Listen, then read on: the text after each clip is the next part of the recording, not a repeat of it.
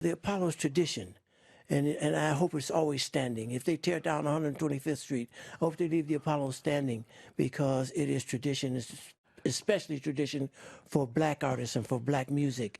And I used to tell the young artists, I said, and they didn't want to play the Apollo. Right. Oh, that's the graveyard. They said the same thing about Las Vegas. That's the graveyard, man. You know. But now they're wising up, and they see. And I tell them all, at least one time, go play the Apollo. Because if were it not for the Apollo, you might not even be in show business. Did you feel that pressure when you were there? Absolutely. The first time you walked out on that stage, did you feel it? The first time I walked into the Apollo, walked out on the stage. Yeah. For that whole week, I was a nervous wreck. I can tell. I tell the back wall that's back there that you could see. Yeah. I knew every crack and crevice in that wall, man, because I never looked at anybody in the audience. I didn't know the audience was there. You know? I was so scared, man, because we were from Detroit. New York was the first place we ever traveled outside Detroit that meant something. You know, right. First time we ever left the state, in fact, of Michigan. And we were on the Ray Charles show, and it was just a lot of pressure, and we were terrible. Were you? We were terrible, man. I think about it all the time. I had to apologize to Ray later on in life. When Ray, I just call Ray my uncle because his real name is Ray Charles Robinson. You know, I was telling you.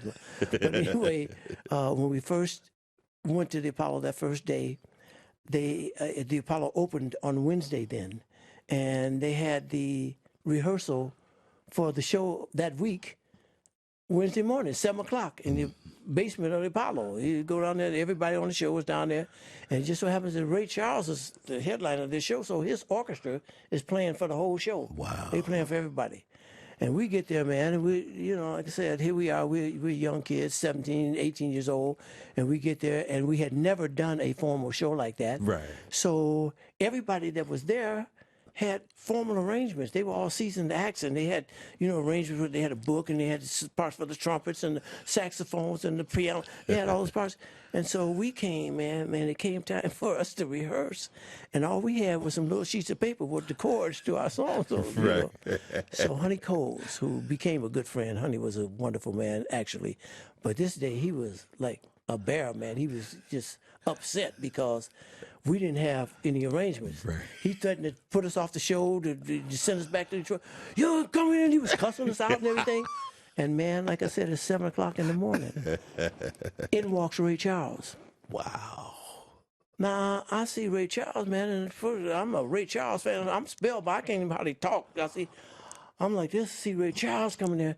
Now, there's no reason for, I tell everybody, man, it's a God day, another God day. There was no reason for Ray to be there, man. Right. His orchestra is playing for the whole show. Right. Why would Ray Charles come at 7 o'clock in the morning down there? Because he don't need to be there. So he comes in. Honey's raising hell with us, man. He's cussing us out. He wasn't cussing at us, but he's cussing about us. Right. I'm going. I tell Gordy I want my money back. All that, So Ray said, "What's going on, honey? These kids coming from Detroit, they ain't got no arrangement." He's going off. Ray said, "Well, that's okay, man. We can fix that." I said, Ray said, "You can fix it." He said, "Yeah." He said, "Don't worry about it." He said, "Any of you kids know how to play your songs?" Yes, Mr. Charles. I could. So he said, "Okay, man, play your song for me. Come over here." I sat down at the piano next to Ray. I'm playing. Our song was "Bad Girl" at the time. I'm playing. I started playing it, and I'm started singing. I'm so nervous. She's not a bad girl, because... And I sung about 3/4 of the song. Ray said, "Okay, I got it, babe." Ray started to play it. Man, he played it. I couldn't. Ray played it like he knew it before he got there. Mm-hmm. Ray played it like he wrote it. What I'm saying? He was something. And as he was playing, he said, "You keep on singing." Mm-hmm. I'm singing. He said, to get to a little party, he said, "All right, saxophones, I want y'all to play right here. Write that down." They did it, Wow. Okay, trumpets, I want you to play. Write that down. They wrote that. Ray Charles sat there that morning, man, and did arrangements off the top of his head to the 2 songs that we were going to sing on his show that week. I want to talk about that. And I'm going to tell you something, man. I loved Ray Charles, but after that, I loved You love Ray Charles. Ray Charles, man, because he was Ray Charles, man. We were just starting out. He didn't have to do that.